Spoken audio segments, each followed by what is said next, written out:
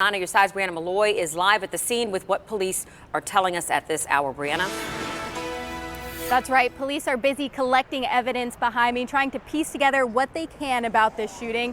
What we know so far is that the shooting took place here on 15th Street and more. There were 2 shooting victims involved. We know one of them made their way up to Liberty Street, where they then collapsed. Police tell us that one of these victims was pronounced dead. The second is currently in the hospital being treated for his injuries. We do not know his condition at this time.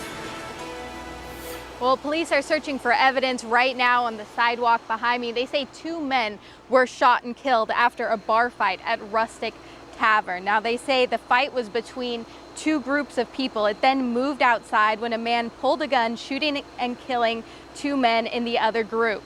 Police are still working to identify these men and believe they might be related. Cincinnati police have just confirmed that this is a homicide. The victim in this shooting did pass away from his gunshot wounds. Now, I'm going to step out of the scene, give you a little bit of a closer look. As you can see, still very much so an active investigation. Cincinnati police, they're searching for evidence. You can see more than a dozen yellow evidence markers, caution tape circling the UDF, and employees just waiting outside the perimeter to get in. Now, Cincinnati police tell us that they do have witnesses to this crime. They're currently in the process of interviewing them. They've also detained a person of interest and they're vetting them. They plan to release more information within the next few hours. So we will stay on the scene, continue to keep you updated. Live in Walnut Hills, Brianna Malloy, 9 on your side. The building behind me used to be a pharmacy here in Hartwell, but in a few months, Reverend Damon Lynch III plans to transform it into one of the state's first pot dispensaries. And for neighbors in this area, it is going to be a first as well. I spent the afternoon speaking to many of these neighbors at the grocery store across the street. They had a number of reactions. Many of them said they've been against legalizing marijuana from the very beginning, so of course they were against having a store that sells it near their home. But many of the reactions were actually positive. These reactions ranged from people saying they believe it's going to help with the opioid crisis to they believe it will drive down crime. And many people said they think it's just the economic boost that their neighborhood needs. 9 on your side's Brianna Malloy is live at City Hall with the very latest. Brianna?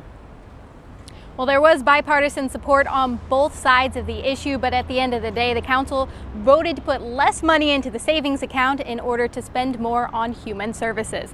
Now, Councilmember P.G. Sittenfeld said his plan is to have the best of both worlds.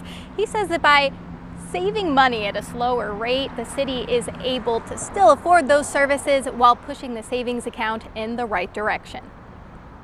I created one budget that puts, again, raises our reserves by nearly $2 million. There's no way to carve that other than saying that is a responsible, sustainable, fiscally conservative thing to do. Some aspects of the ordinance were supported by everyone, like giving funding for CPD to hire new officers and giving funding to ShotSpotter to expand. But other services were more controversial. Giving $550,000 to the Center for Closing the Health Gap is one example. This nonprofit had to pay back more than $40,000 to the city last year after WCPO's I-Team uncovered improper spending. Well, if this crazy spending bill, which is spend, I'm going to veto it. And I hope they won't overturn me. They might next week. But I hope the citizens will stand up and say, we want city government to remain fiscally responsible. And as you heard Mayor Cranley say there, he does plan to veto the council's decision.